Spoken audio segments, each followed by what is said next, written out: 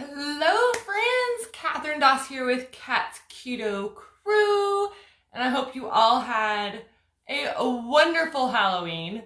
So let me say this, the 1st of October here in Alabama, it was 100 degrees, and yesterday it got down to 32.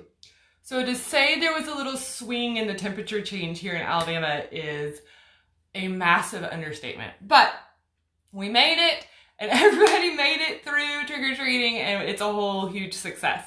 The amount of candy that my children consumed in a very short amount of time blows my mind, but that is okay. I actually was if you were good last night, give me a thumbs up, okay? If you were able to say no to all of that candy, I actually came home and had one of those little Russell Stover sugar-free treats. So I think that was pretty much a success. Y'all, this cat's coming to stalk me again.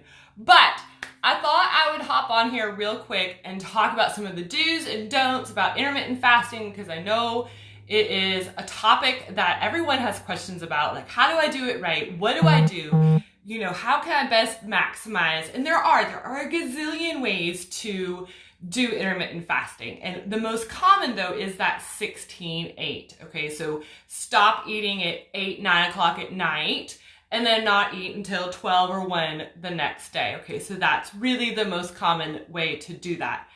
But when we're thinking about fasting, we're thinking about those 3 main nutrients, right? We're talking about glucose, or carbohydrates, we're talking about fats, and we're talking about protein, okay? So when you're fasting, you're not taking any of these things in, right? Like, that's the whole point. You're fasting, right?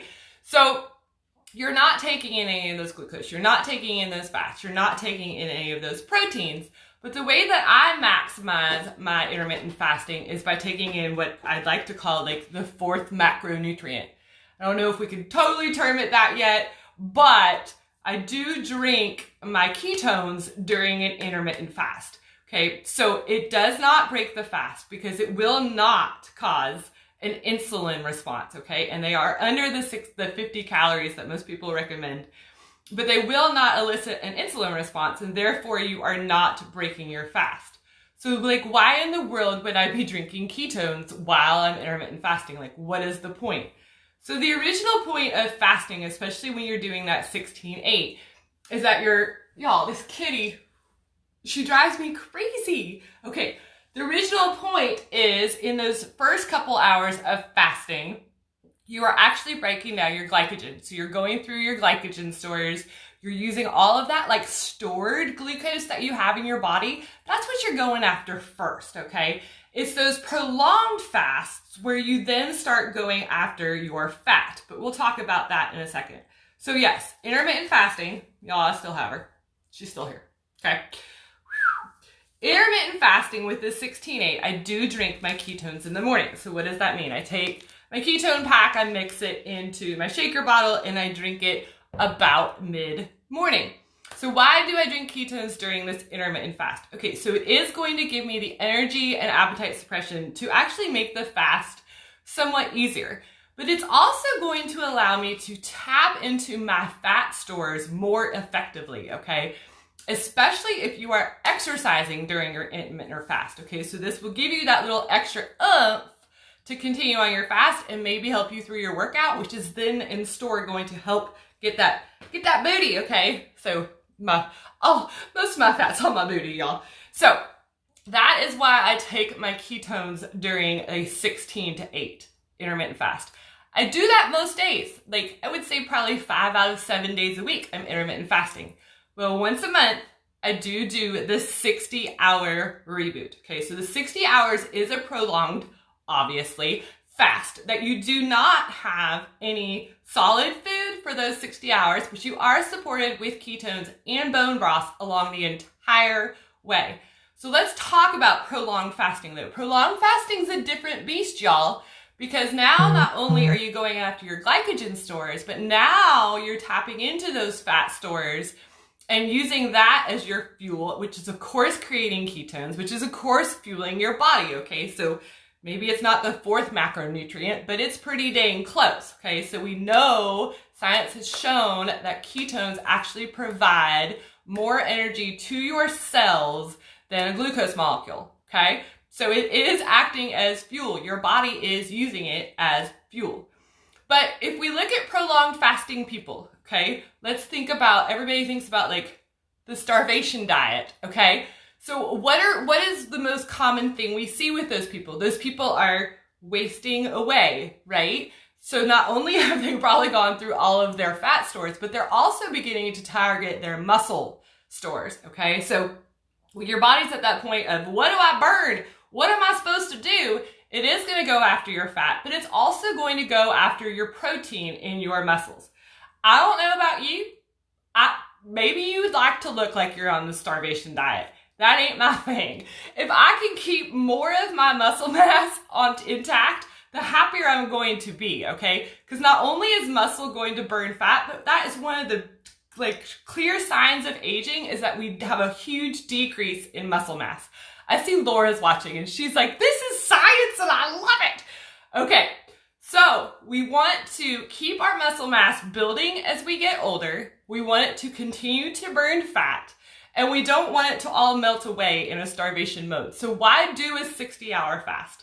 Well, not only are you going to clear out those cells that are not helping you in the long run, but you're also going to be increasing your brain health, your gut health, your skin health.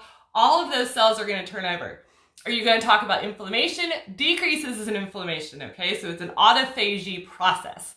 So yes, prolonged fasting is fabulous. Are you trying to break a stall? Are you trying to get into keto? Are you trying to curb those sugar cravings? Are you trying to figure out how strong you personally are? Y'all should do this 60-hour fast. So what is the point? Like, why not just do it with some water? Okay, why don't we just drink some water for 60 hours? Good luck to you, okay? More power to you. You have fun.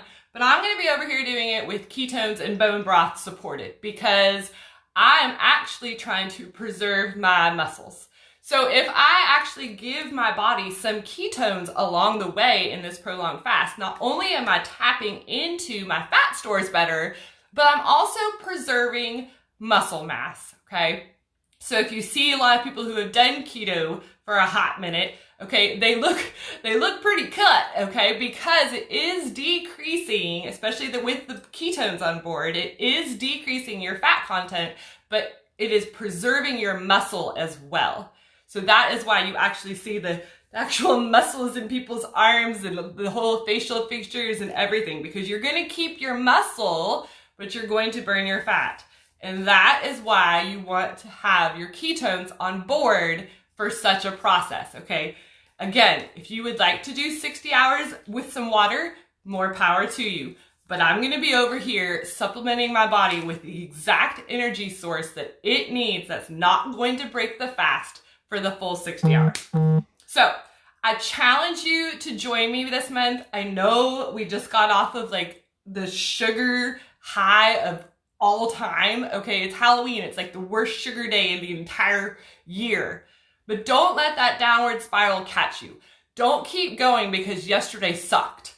Okay, because now is your chance to turn that around. And if you're ready to absolutely feel amazing by the time that turkey rolls around, you need to join me for the 60-hour reboot, okay?